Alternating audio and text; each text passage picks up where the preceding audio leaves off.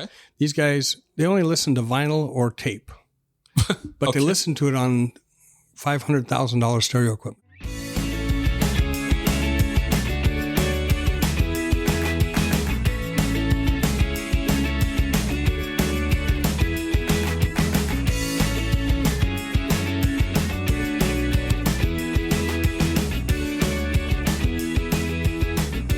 Welcome to the Exploring Washington State podcast. Here's your host, Scott Cowan. Yeah, sure. All right, Paul, I hit the record button. So thank you for inviting me into your home. So I'm going to say we're at Paul's house. And so we got all this live ambience around us. Paul, why don't you tell us a little bit about where you are today musically? We'll start with that. Where am I today? Well, I'm actually just coming out of 2020 where we didn't have a whole lot to do live music-wise. And so I spent that time actually recording a new album of things that I wanted to do called Background. Okay. And it's just coming out now, and it's going to be, because CDs are kind of going away again, it's going to come out as a vinyl record. And I'm pretty excited about that. We're going to debut it actually in September because unfortunately there's like a 10-week lead time before you get the actual recordings. It's streaming now. Right. Okay. But the actual records themselves won't be available until about 10 weeks. So we're going to celebrate that. I get to do it twice. Celebrate it in September as well. Layman's question here. Sure. When you recorded it and then you mastered it. Yes. And you get it ready for, publication. Mm-hmm. Did you have to do anything different to get it ready for going on vinyl? Yes, you have to remaster it for vinyl. So you got to master it twice. Okay. One, in this circumstance, you got to have the guy know, the engineer's got to know the difference, number one. And honestly, I couldn't tell you what that is because I know that, for instance, one aspect of it is you got to take a little of the bass out because vinyl creates bass frequencies for some reason, I'm told. And, so you got to have two versions of the same album. And the other problem too is we had to eliminate some songs on the record because there's only 21 minutes a side on a 12-inch record. And if you notice, back in the day when records were real popular, most of the songs from radio were under 3 minutes. Right. So you could put a bunch of them on these records, 20 minutes, 6 songs a side or whatever. Now it's only like 4 because everybody's lengthened the cuts. Right. And been able to express a little more, what was ever going on in their mind anyway. All right. So you and I are about the same age. So I'm going to ask you to think back. I can remember the first 3 CDs I bought. I went to the record store. I bought a CD player. Yeah. And I went to a record store and I bought 3 CDs that day. And I was excited. Oh, yeah. And now in retrospect, I miss vinyl. What was the first CD you bought? What was it for? I don't remember. The first CD that I had the pleasure of working for Panasonic for about 5 years. I was a sales rep for Techniques audio equipment. And I remember the first CD that came in. What was that? It's 1981-ish. And it was a 2-time sampling $1,000 piece of equipment in 1981. And that was, 2 months worth of wage for some people. Yeah. But the first CD they had was a Van Halen CD with the song Jump on it. Okay. And the funniest thing we did was it gathered everybody around the stereo at that time and put the CD in, and everybody would jump when the music started because they never heard the lead-in static you get off of a vinyl record. That just tickled everybody pink. I mean, there was no noise. Yeah. The first 3 CDs I bought were, so I went to JCPenney's and I bought a JCPenney's CD player because I was MCS. Yeah, that's what it was. Okay. Yeah. And that was probably Technique. It was probably Panasonic, just rebadged. Yeah, exactly. There was a label on it. Yeah. And so I went and I bought it in Yakima and went down to, I think, Budget Records and Tapes in Yakima. And I bought, this is the college mind. I bought Pink Floyd's Dark Side of the Moon. Well, that's got to be in everybody's collection. Right. That's a prerequisite. Donald Fagen's The Nightfly. Yep, I had that one too. And I bought Princess Purple Rain. I didn't buy that one at that time, but yeah, it was so cool. Yeah. But what I missed was like the album art, the liner notes, the incidentals that helped tell the story about the artist. That's you're right. And that's something that was lost. And I always thought that iTunes would publish that right next to the album and you download that as a PDF file or something, because they talked about that at one time, but it never happened. And the other things they talked about was that it would be on the CD, one track. But then again, you didn't have computers that could do anything about it until later down the road anyway. I mean, everybody had a laptop computer with a green screen. But it was really, I mean, yes, the music might have sounded cleaner. It was, but it on the upper end, the sonics were pretty crappy. Yeah. And so it took a while, even with when it got up to 48 time sampling and everything that went along with it, it smoothed it out a bit. But, well, here's the reason I'm doing the vinyl too. Okay. I'm going to be demonstrating. Well, go to the meeting of the Seattle, what do they call themselves? The Seattle Acoustical Society or Audio Society. Okay. These guys, they only listen to vinyl or tape, but they listen to it on $500,000 stereo equipment. These speakers, we're going to meet at the Genesis Loudspeakers up in Woodinville. Okay. And these speakers sell for $350,000 a pair. They also have the amplifiers and it's like a $25,000 turntable to play this stuff on. And the turntable's made out of rock or something. I don't know. It's amazing equipment. And so the audiophiles are going to listen to stuff. And you put a CD on there. They know exactly what's going on. They hate it, but they do everything off of vinyl or tape or 2-track and you tape. Mean reel to reel, not reel to reel, not cassette or 8-track. No, reel to reel. And oh my gosh! So hopefully we're going to be able to reproduce something off the new album I've just done that they'll enjoy listening to. All right, so let's talk about the new album. Let's go back. Let's revisit 2020 because it's so much fun to talk about for all of us, right? Yeah, but exactly. But you took 2020 and used it to be creative. Yeah. Okay. Yeah. Tell us about the album. Where was your inspiration? What motivated you to do this? Well, I had some things in the can that weren't quite finished. Okay. And I'd never gotten around to. I never had time to finish it up, and so I pulled them out and started looking through my archives of all the things I've done and been doing. And I decided just to do some songs I like.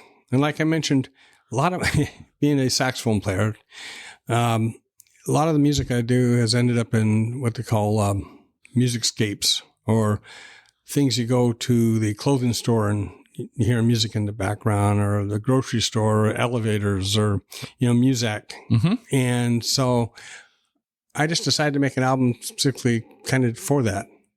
And I called it background because background music.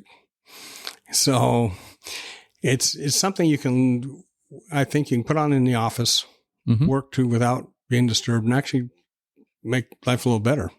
The environment, without slamming rock and roll or whatever thing that might distract you from what you're doing, but still add that ambience that you can work in and be productive at the same time.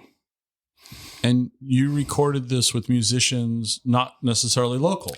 No, I have friends in Europe and England, France, and that you actually record things. They're studio musicians that sit in the studio, and we talk about different songs I'd like to do, and they sent tracks to me, and I picked and chose what I wanted to use, and we've made the music. And I didn't record my part here. Before we hit record, you had said you've been playing music for about 50 years. Well, yeah, I started. It was an interesting way I got in the business. Okay. I was in high school band, and this is 1973. I graduated from high school. Okay. I was in the band room on actually the last day of school. We were packing things up, and this guy walks in the band room. He says, "Hey, anybody here play organ?" And I said, "Yeah. I used to play organ and clarinet in the band." And he said, "Well, I'm looking for an organ player to start a band. I just lost a scholarship to the UW because athletic scholarship because I was injured in the state tournament. And so I was looking for something to do. I got accepted at Green River Community College, but didn't really give a rip at the time. And back in those days, you didn't have to have a college education to get a job. No. Unless you wanted to be a doctor or a lawyer or some white collar professional, there's a lot of work that you could do. So it wasn't a big deal to me not to go to college at that time. And so I went down to the practice place where the band was rehearsing, and they already had an organ player there. And I said, so he said, well, we already got an organ player. We don't need you, but do you do anything else? And I said, yeah, I play saxophone. I'd never played a saxophone in my life. Well, let me interrupt you then. Why did you tell me you played sax if you had never played it? Because my sister had one, and I wanted to join the band, so I went and stole her saxophone. She wasn't playing it anymore. I love it. And I got my clarinet teacher, because there are similar instruments. There's some similar fingerings to write down what the fingerings were for me. I went home and practiced a little bit and went down and got the job playing in the band. And so I'm basically self-taught. Okay. But I've been doing it ever since. How do I want to say this? So you graduated in 73. Mm-hmm. And I can't think of what year the song came out. Jerry Rafferty's Baker's. Oh, yeah. Was that 75, 76, right? Yeah, right in there, so, mid-70s. So you were playing music. I mean, you just started playing saxophone. So, right. But that, to me, that song has this iconic that lick. Sax. It's as bad as Careless Whisper. Oh. We're not going to edit that out. We'll all have to endure that. Okay. There are some iconic saxophone parts out there. But I also saw, and then, so my question is, or I'll get to, rambling intro. So Baker Street, and then we went and saw Bob Seger on his farewell tour. Oh. Okay. And we saw him in Spokane, and I can't remember the name of his saxophone player. The guy passed away just recently. Oh, Clements. No, that's Bruce Springsteen's. That's Springsteen's. I'm sorry. But anyway. Yeah. But Seger had this sax player that was like pronounced in his show. I mean, the sax player. Okay. But sax has kind of died off. Yeah. In rock and roll-ish. You're right. Music. You're right. And that's been, well, actually what happened to the economy went in the toilet around 1979. Okay. See, I toured. I went from high school to touring in bands all around the country in Canada. And in 79, the economy went in the toilet, like I just said, and horn players were a luxury. Oh, okay. You still need bass, still need drums, still need a guitar, still need a singer or guitar singer player that can sing and so forth. You don't need a saxophone player. But if you look at the 50s, saxophones were an integral part of four-piece bands. Then in the 60s, the Beatles, you had psychedelic rock, you had all sorts of different San Francisco rock and things going on. And in the late 60s, you end up with Chicago, Tower of Power, right. Cold Blood. The horn bands came back. Mm-hmm.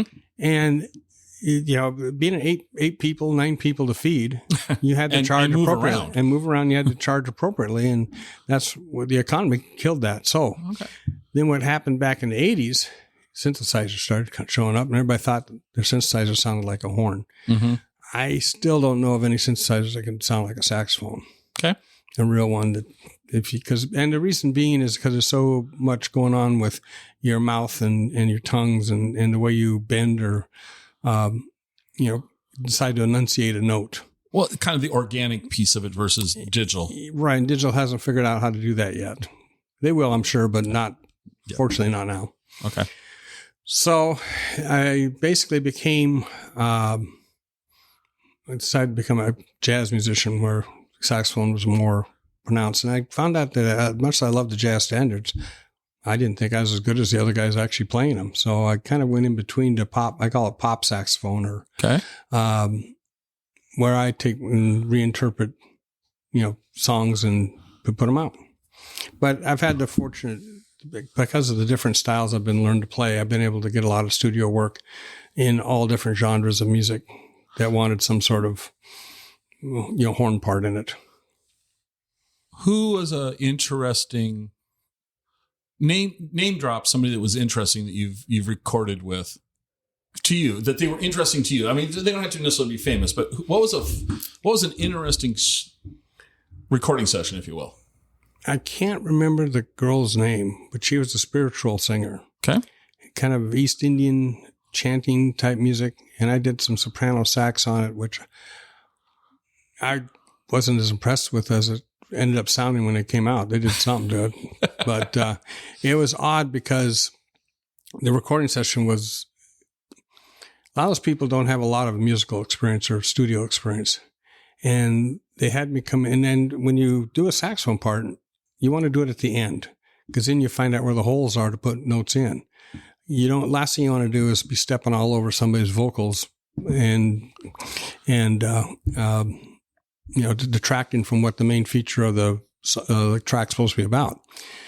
So I got in there, and they had a bass part and an out-of-tune piano part for me to play to. I couldn't even tell what key I was in. It was because the bass player was a half a step off of where he was supposed to be.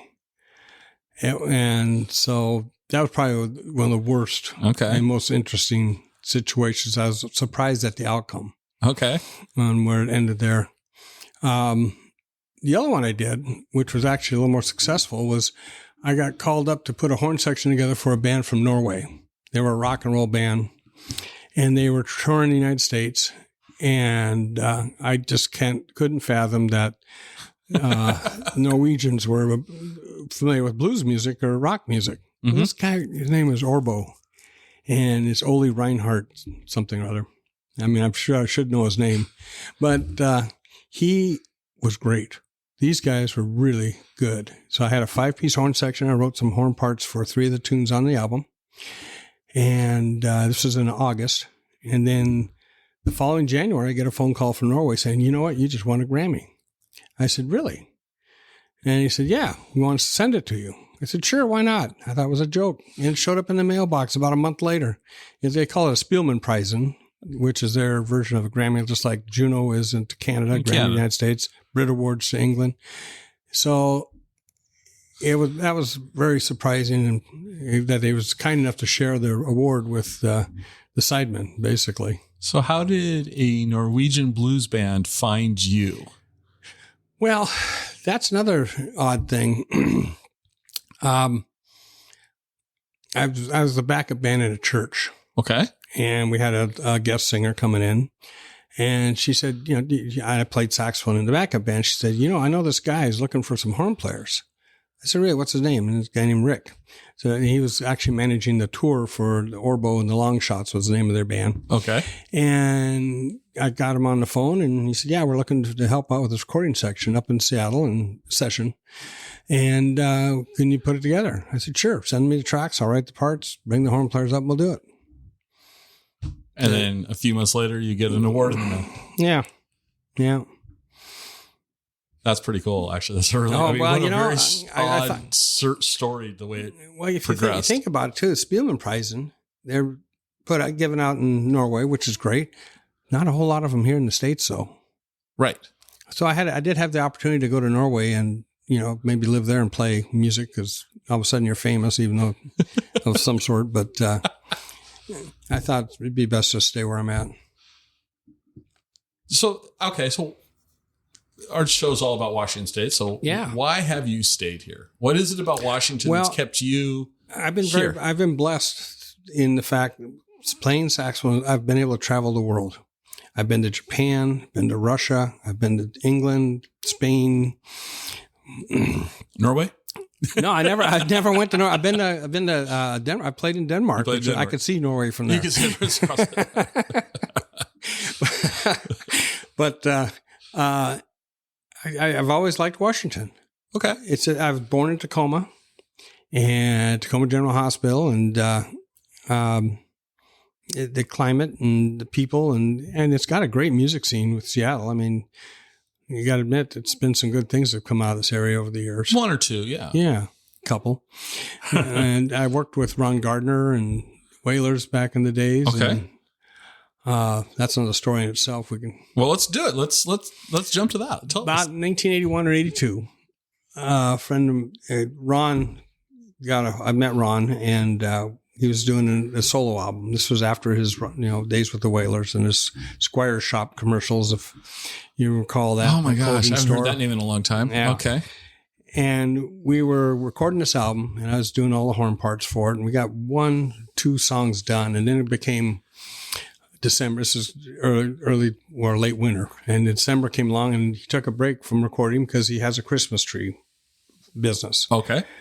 Well, unfortunately, his trailer caught fire and he passed away. Oh.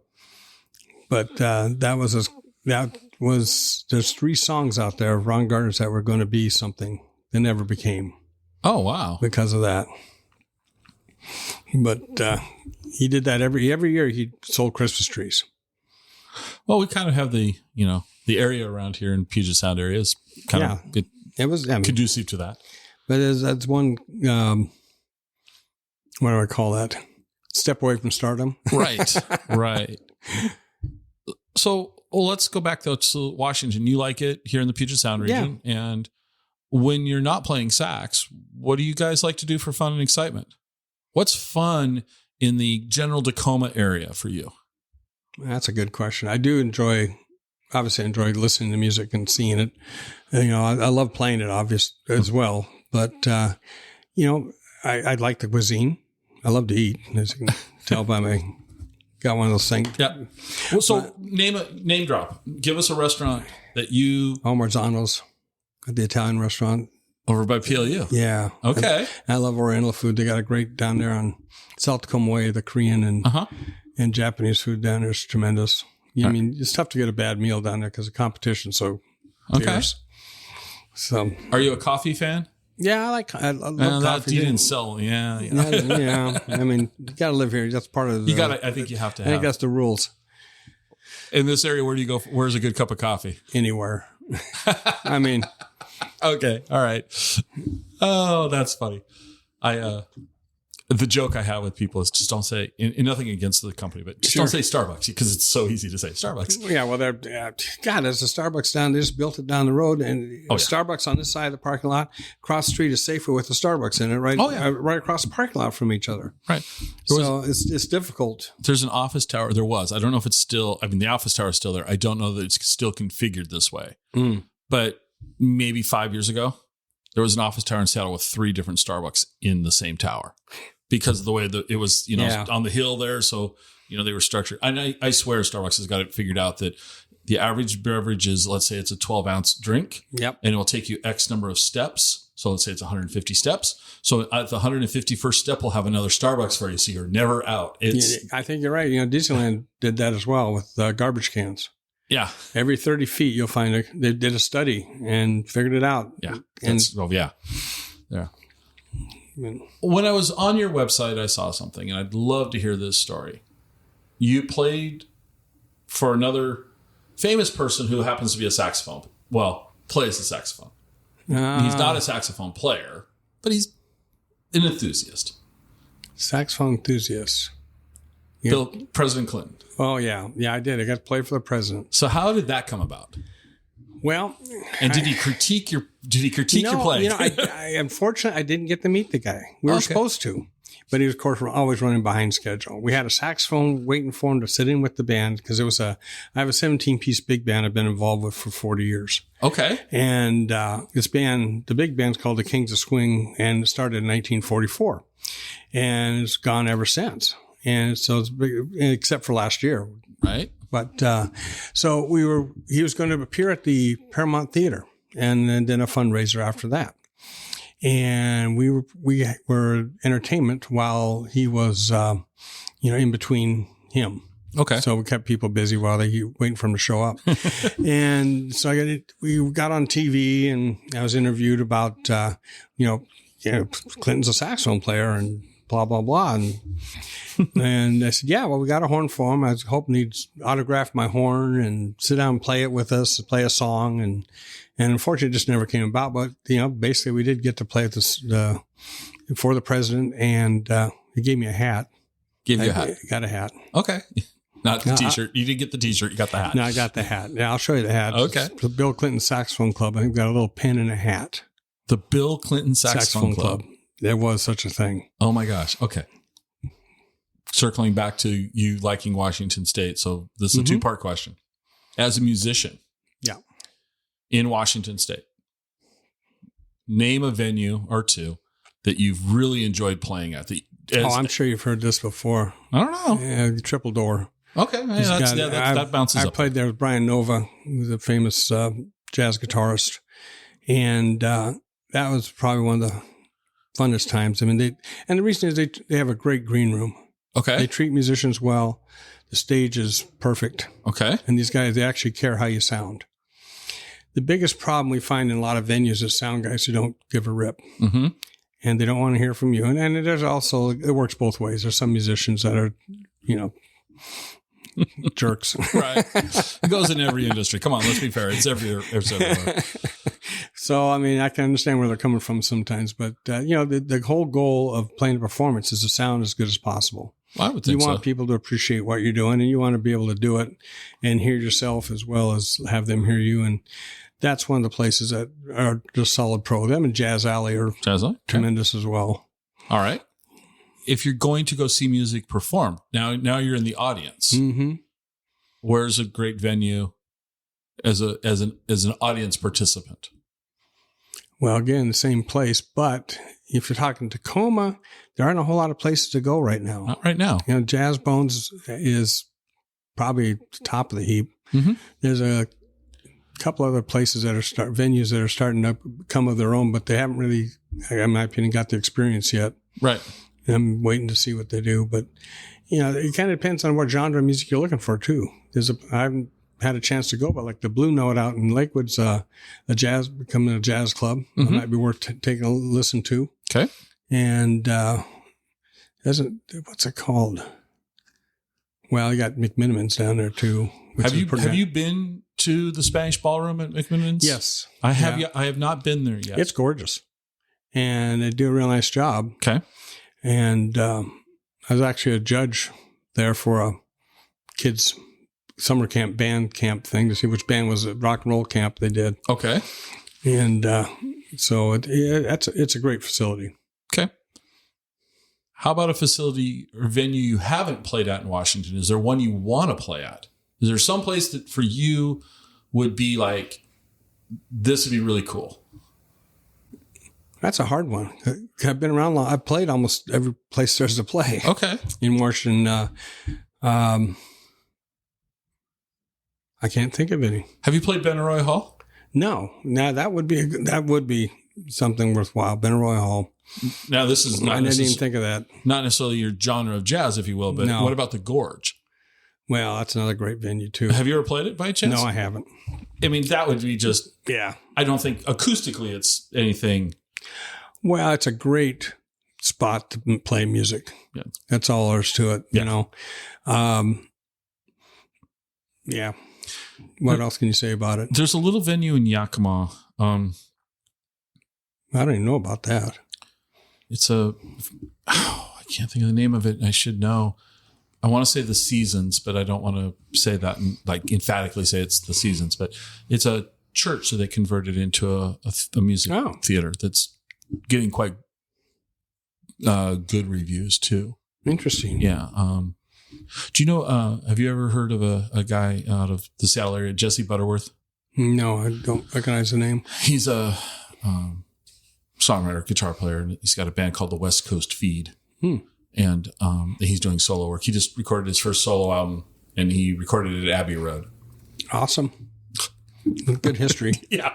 I'm sure he got a picture crossing the street too, right? Yeah. And he did it right before they got home right before the pandemic locked everybody down. And we had an episode with him earlier, and he was telling me about this venue in Yakima that he did a live stream from there, and he was really, as he appreciated that. Or is it the Kirkland Performing Arts Center? That's another venue I haven't played at. But he mentioned it in the same breath. Same with Bert's Place. Is it Bert's Place? Up in their North Bend or up. Huh. I have to think about that for a minute, but it's another place that you don't see much very often from them, but what they do, when they do see something from them, it's always really good players. Okay. Have you've recorded in Washington State studios, right? Back when we used studios and not our Apple products? Yeah. Where did you like recording at? What was a studio that for you was kind of an interesting experience? The most interesting studio is one nobody knows about up in Arlington. It's owned by a private guy. It is gorgeous. Woodworking, just the state-of-the-art equipment. Big Band recorded our Christmas album there a couple of years ago. And there's not even a name for the studio, but they had designed this thing for musicians to come and stay there at cabins. Okay. And then you record and live there for however long. Can you think of the guy's name? No, I can't. Okay. I'm sorry to say. No, that's okay. Because I think it was referenced in a recent episode by a bagpipe player that we had a conversation with. And they let those guys record? They do. Yeah.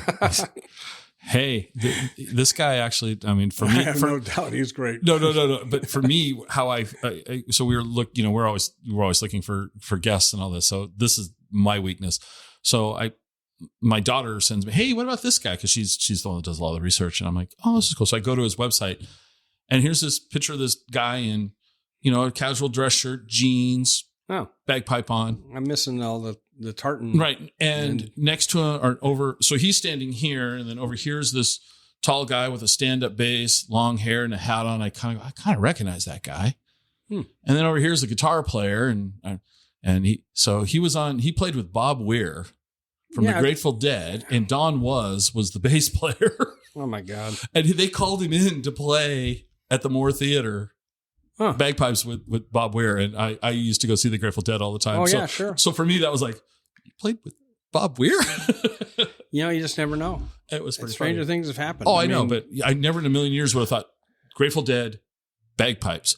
But this guy mentioned that studio up in Vancouver. That's a good Mount example Vernon. of my theory of music and getting jobs is it's not, at a certain level, everybody's equal as far as ability. Some guys do something very well.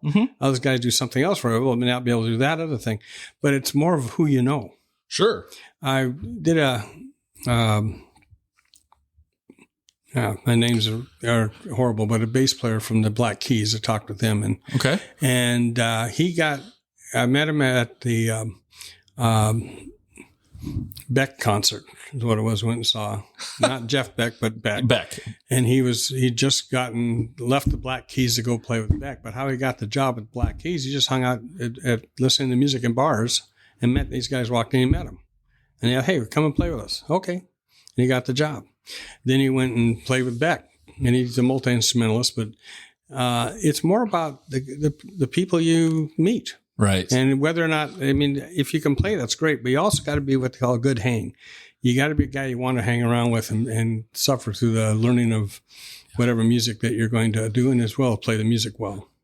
Well, yeah, unless you're a complete virtuoso, if you're an unenjoyable human being to be around, there's somebody else. That is exactly it. You got to remember that every time you play in live music, you're auditioning for somebody. Okay. You don't know who. Good point. You never know who. It's like the situation when I deal at the church. Do you know any horn players? Right. Yeah. Or I sat in with a band called Sweet Kiss Mama a few years ago, and right before they're going to a European tour, they were finishing an album. Mm-hmm. Hey, come on up, and we need a solo on one of our songs. And I just was out at a club one night listening to music. I said, great. So I'm on their album that they went and toured Europe with. And it's just a matter of going out, learning your craft, and being a good guy. Right. Who are you listening to these days? Anybody from the... Right now, I hate to say it, I love Jessica Lynn stuff. Okay. That girl writes... it's granted it's classified as country, but to me it's just great songwriting. Every song she writes sounds like a cover tune. Okay. And she is going to be somebody here pretty soon. I can see it. If she isn't, there's a big mistake in the world. Her husband, Raymond Hayden, has to be a good friend of mine. Raymond the Connector. Everyone loves Raymond. Yeah. He's actually a very accomplished piano player, though. Yes. And he's putting out some real interesting stuff here with this new, it's called the Grieve the Astronaut album that they're working on. And I've heard some takes of that and some really good stuff. Are you on any of those tracks? Not yet. Not yet. Jessica hasn't understood what a saxophone does in country music yet, so it's weird. Okay.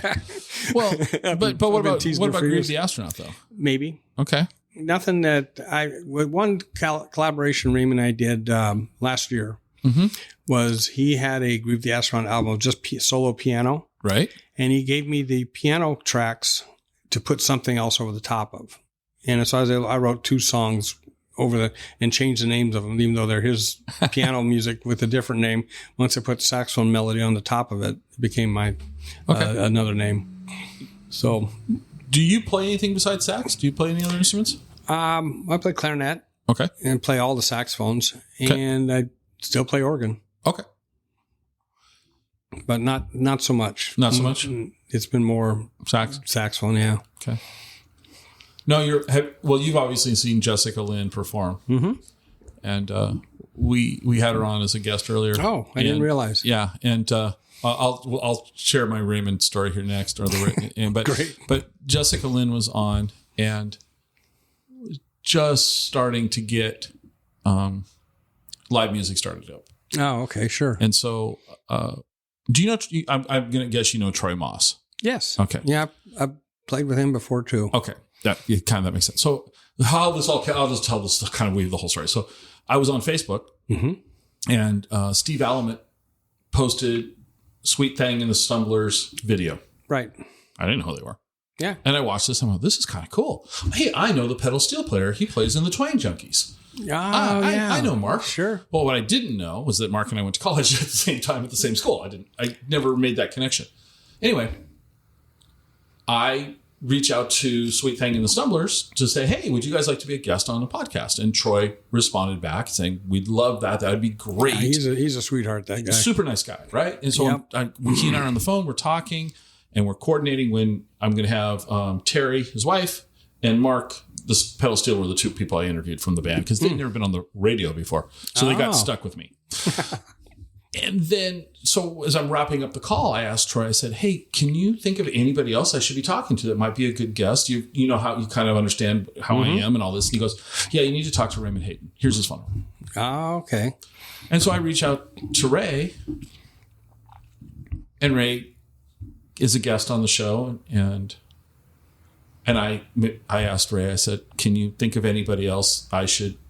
And I think my phone storage exploded because he has connected me with dozens of people. It's amazing. Ray is a wonderful facilitator. It's amazing the people that he knows, right? Yep. And so so he goes, well, you need to talk, he's very humble. He's like, well, my wife, okay. So we have Jessica Lynn's on. Anyway,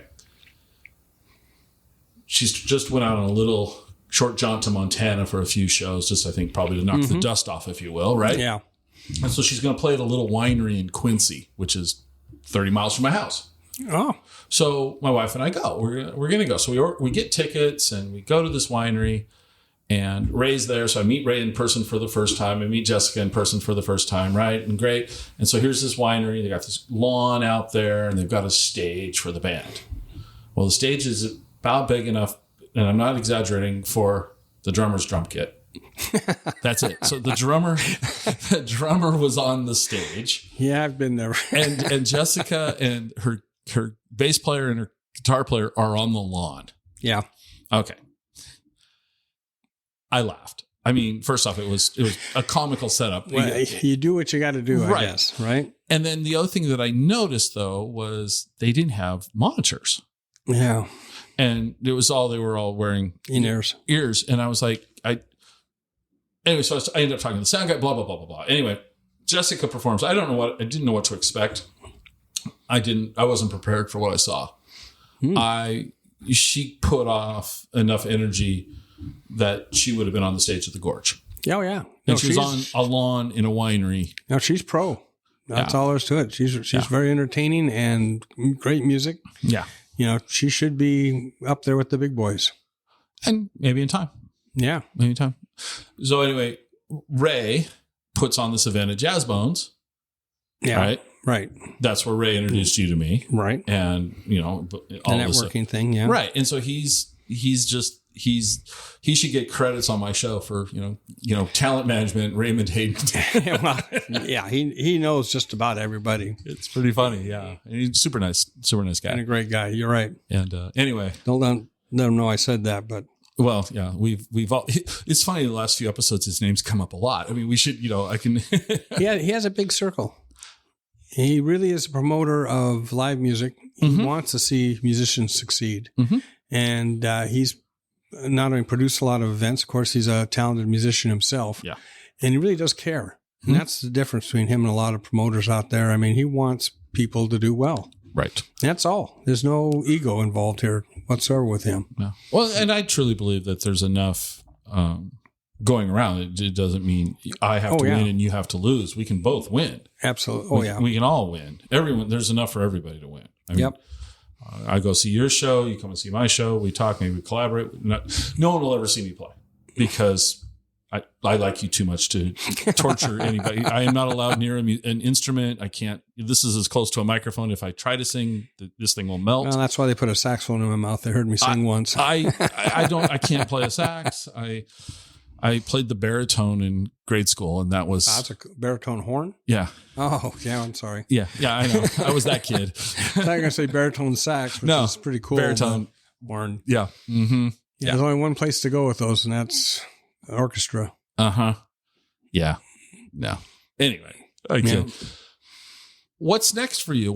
You got this album? It's streaming now. Let me correct. It's streaming and it's coming on Spotify, vinyl? Pandora, all the streaming networks. Okay, and we're gonna, like I said, get it out on vinyl. That's the big project right now. Right.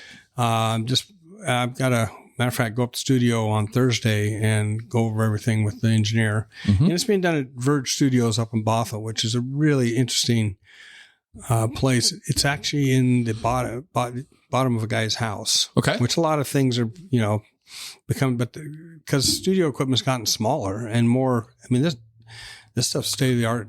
Incredible. Yeah. Look what we're recording on. Look what we're recording on. Yeah. And he has a full, I want to call it soundstage / video, to do music videos and whatever at that place. Yeah. It's a tremendous place to record. Okay. George Vargasy is the owner and a wonderful guy to work with.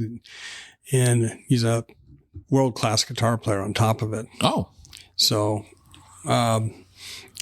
we're going to meet with him and I mentioned the speaker guy who manufactures these speakers. Yeah, I can't. Well, he doesn't, and that's another thing. He will not sell you a set of these speakers unless you have the proper size room to put them in. So we're about, okay, let's recap for the audience. There's $350,000 for the pair. Yeah. What size room? I think it's like 20 by 40. You have to build, he makes the people that buy them build a room specifically to listen to So you're building music. another 800 square foot room. Yeah. I don't know all the specs, but they actually travel to the different countries or wherever they set these things up and set them up for the customer. These customers are not anybody that we know about. They're way in a whole different league of I just can't, consumer. I can't fathom that. Yeah. Well, look up Genesis loudspeakers on Facebook or the internet. The internet, yeah. You get an idea. Wow. Okay. And they're as big as me. I mean, they're taller than I am. Really? Yeah, they're physically a large thing. Well, it's so funny that everybody kept shrinking speakers down to these little, the smaller, these little. Yeah, and that's another thing I'm really disappointed in where things are going. People do not have home stereos anymore. They're home entertainment systems. Mm-hmm. There's not two speakers and a turntable. Mm-hmm. So how are they listening to music? Well, they're listening to music through earphones from their phone, and some sound okay. But it's not, everything's not there, in my opinion. Well, I've had this conversation with other people too. It's like, if you go back and you look at, like, the 70s was kind of like a great era for albums that told a story, or you needed to play it in an order. It really worked from track one. Right. Flip it over to the end. I mean, the album flowed. I don't feel that way nowadays. It's a bunch of great songs, individual, but there's no continuity in the way they're arranged. Yeah. And that's something I try to do with my stuff because I remember that. Mm-hmm. I spend time listening to the whole album all in a row and make sure that there's nothing that catches my attention. And if you get through the album without being disturbed or distracted, you got the flow right. Right. And so it's you have a pile of songs and you need to arrange them in such a way that they don't conflict with each other. Right. And it becomes more of a listening experience. And if you want to really concentrate on it or just put it on in the background music so you can do something else, it shouldn't be a distraction.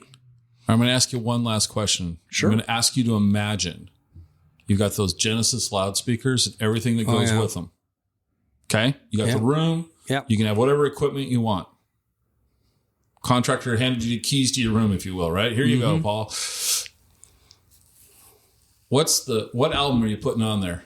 What's the first thing you're going to play? Probably Led Zeppelin 4. Really? Yeah. Or, of course, Dark Side of the Moon you got to put on there too. You wouldn't put one of yours on? No, I've heard mine enough. Okay. Believe me, by the time I get an album out, I don't want to hear it again for quite a while.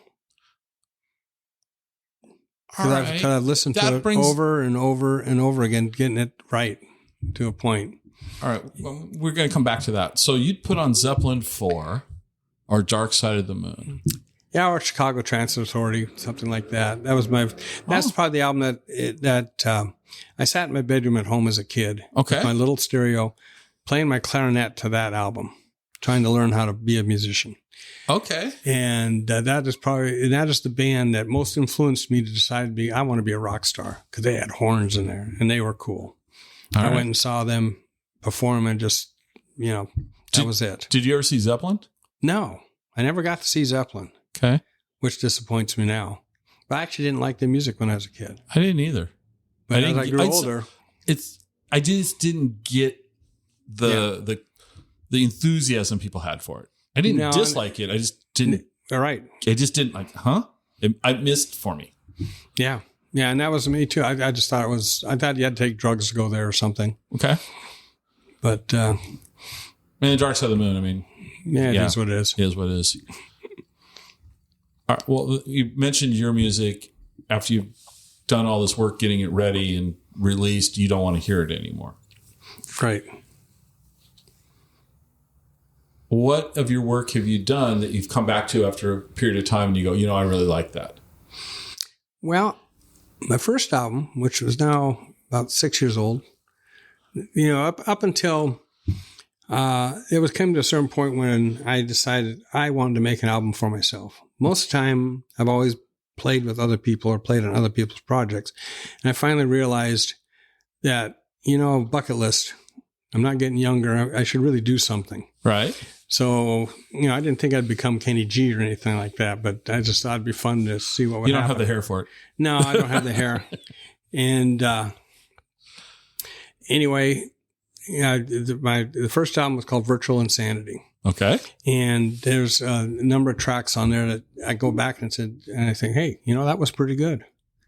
It's still new to most people. I don't think a lot of people have heard it yet. Sure. It's been out for a while, but it's not a bad album. There's some good stuff on it.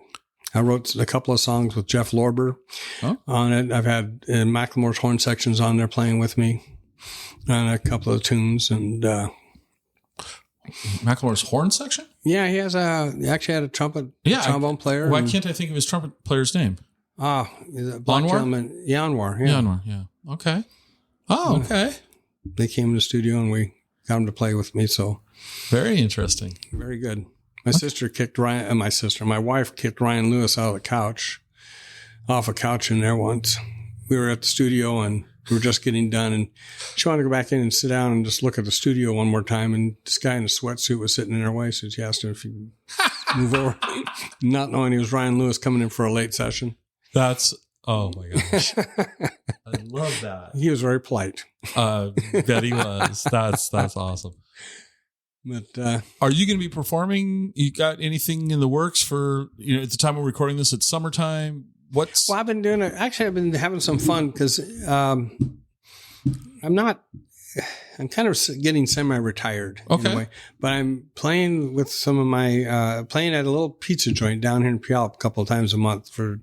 It's been a lot of fun. It's called Wicked Pie Pizza. It's great food. It's more of a upscale cocktail bar. Okay. And the name doesn't do it justice, but I have, the backing tracks plus myself and a percussionist. Okay. We play down there and have a great time. What about your big band?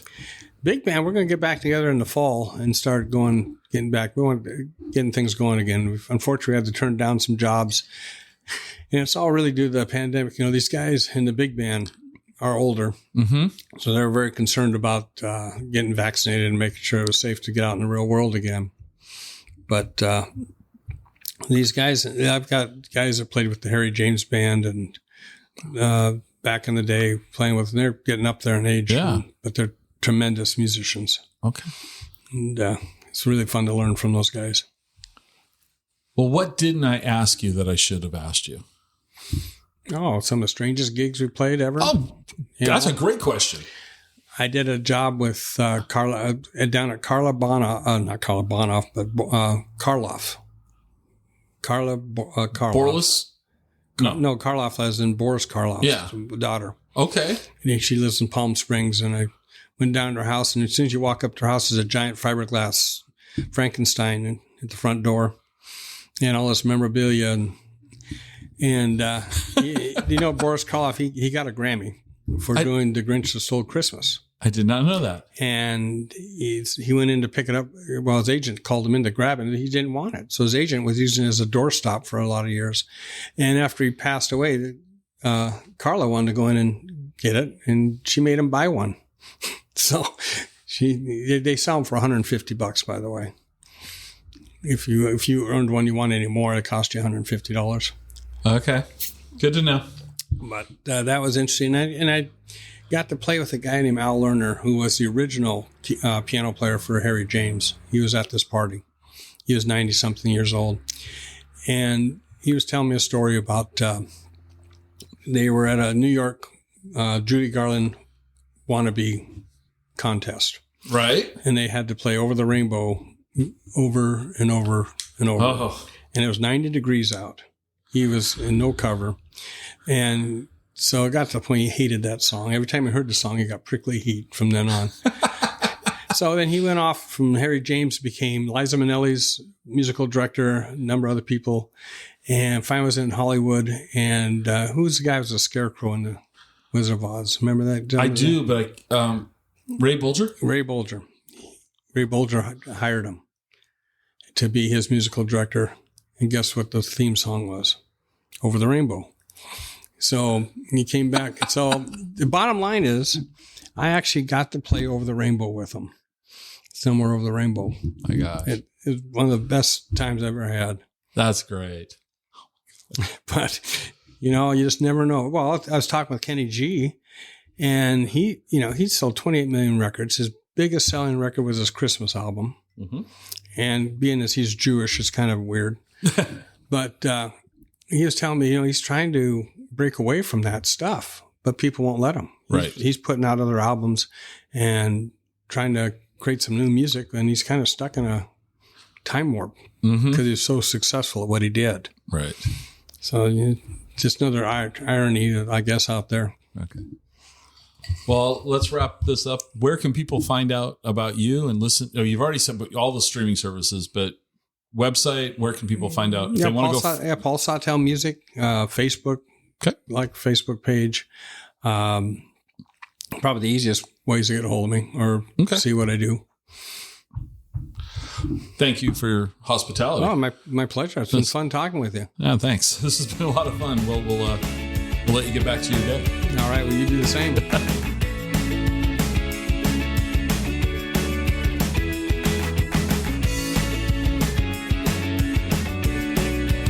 Join us next time for another episode of the Exploring Washington State podcast.